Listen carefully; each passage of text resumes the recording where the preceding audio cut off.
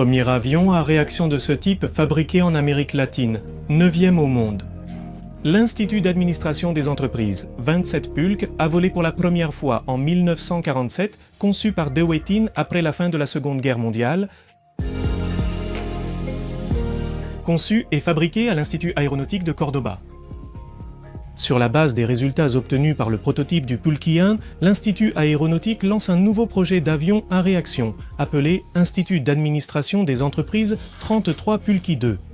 Celui-ci a été conçu par l'ingénieur argentin Norberto Morzio et avec la participation du célèbre designer allemand Kurt Tank.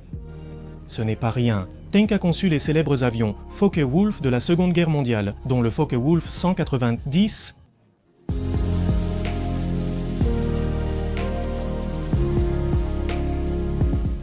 Bienvenue dans une nouvelle vidéo de l'Aéropédia.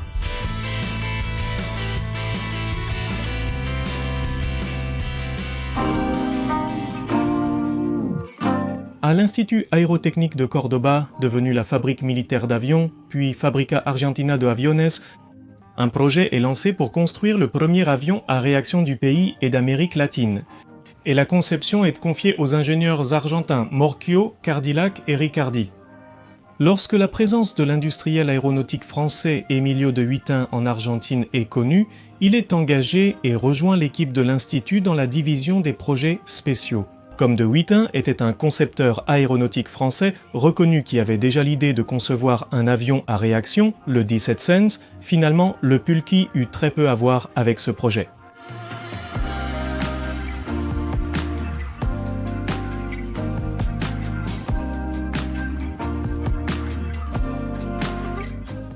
En 1946, les premières pièces du prototype ont été fabriquées et une maquette en bois à l'échelle 1 pour 1 est construite pour les essais en soufflerie de l'Institut. L'avion a été achevé un peu plus d'1 an après le lancement du projet. En 1947, il effectue son premier vol, piloté par le lieutenant Edmundo Weiss à l'école des parachutistes de Cordoba.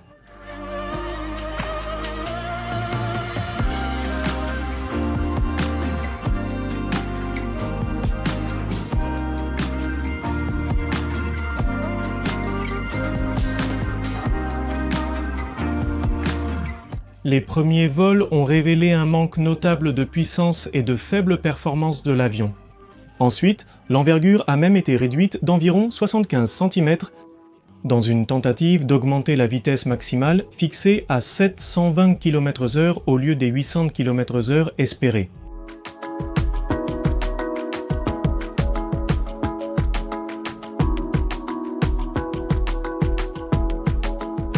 En septembre, le lieutenant Weiss a piloté le prototype à Morón, dans la province de Buenos Aires où je suis, pour le présenter alors au président Juan Domingo Perón.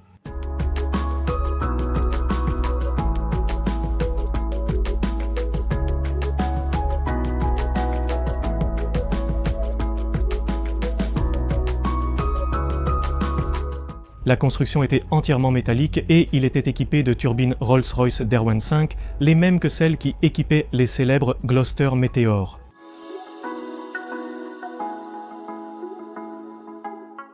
Les ailes basses, cantilevers, trapézoïdales à extrémités elliptiques, ont ensuite été raccourcies pour de meilleures performances. Comme je vous l'avais déjà expliqué, ces ailes contenaient les seuls réservoirs de carburant de l'avion d'une capacité de 1200 litres.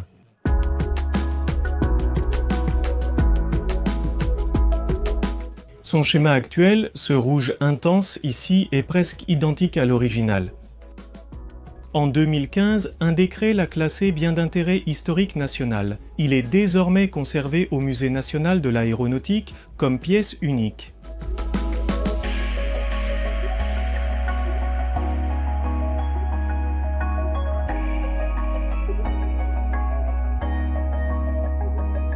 Jusqu'à cette époque, il s'appelait simplement Pulky, qui signifie flèche en langue mapudungun ou araucane.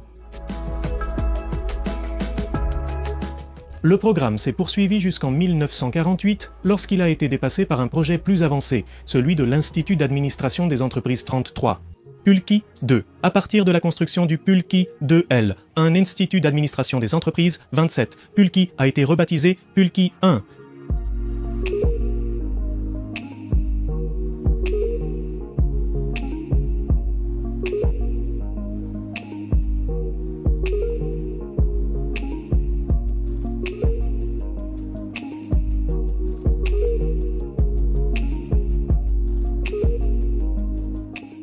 Sur la base des résultats obtenus avec le prototype du Pulki 1, l'Institut aérotechnique lance ce nouveau projet d'avion, appelé Institut aérotechnique 33. Pulki 2, celui que nous voyons ici, est le prototype numéro 5 et le seul qui a survécu jusqu'à aujourd'hui.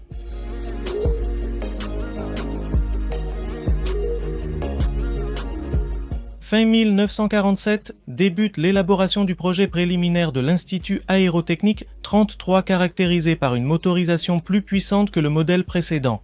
Fuselage et ailes en flèche, comme le Mi-15 ou le F-86 Sabre.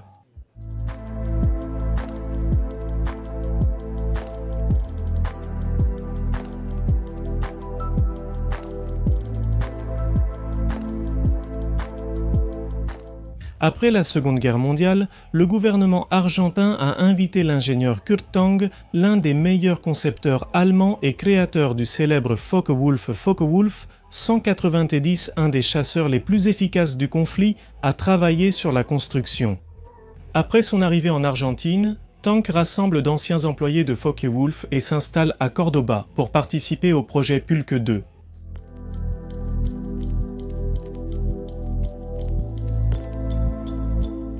Au cours des derniers mois de la guerre, Tang et son équipe avaient travaillé sur un projet de chasseur de seconde génération pour la Luftwaffe.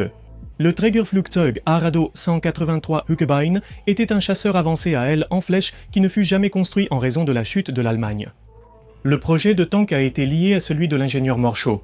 Le Pulki 1 a abouti à un développement conjoint en appliquant certains des concepts de base du design allemand.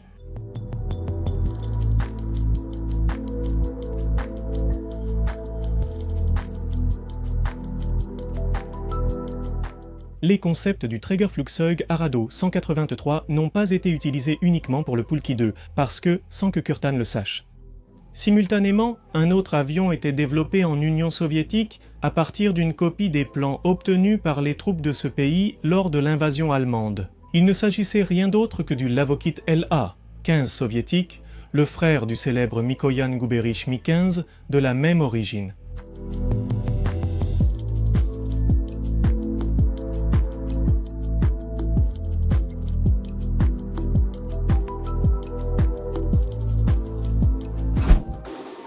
Il s'agissait d'un monoplace à aile haute avec une flèche arrière de 40 degrés. Il avait un poids maximal au décollage de 5550 kg et une autonomie de 2000 km, théorique avec réservoir de carburant interne. Sa vitesse maximale atteignait 1050 km/h et il possédait 4 canons. Hispano-Suiza Mk5 de 20 mm.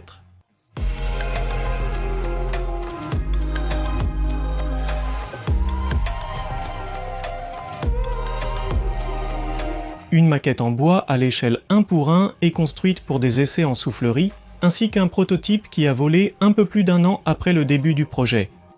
Le 27 juin 1950, piloté par le capitaine Edmundo Weiss, la nouveauté du Pulque 2 résidait dans l'aile en flèche.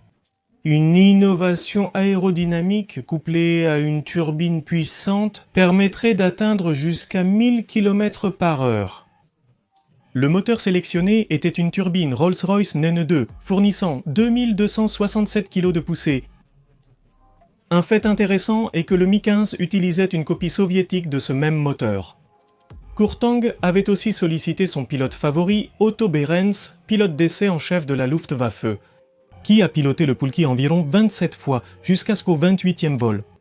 Il a eu un accident avec le prototype numéro 3 et est mort. Le prototype numéro 4, déjà complet avec cabine pressurisée et canon, a été irrémédiablement endommagé lors de tests d'armement.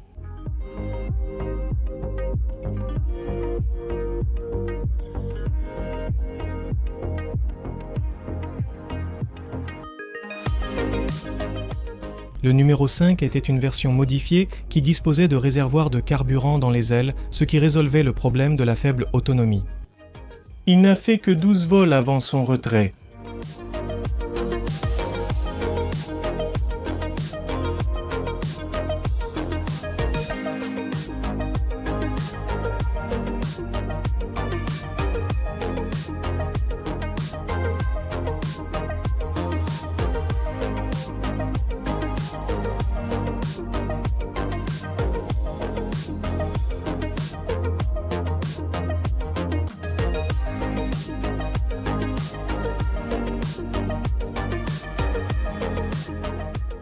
Après la chute du président Péron en 1955, le projet perd le soutien du gouvernement.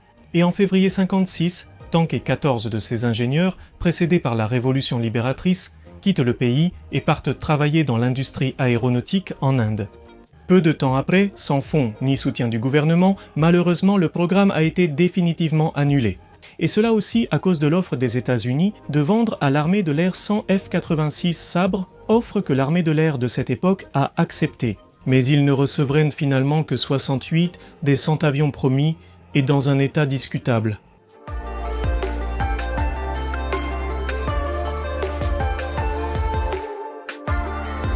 Jusqu'à une nouvelle édition de l'Aéropédie.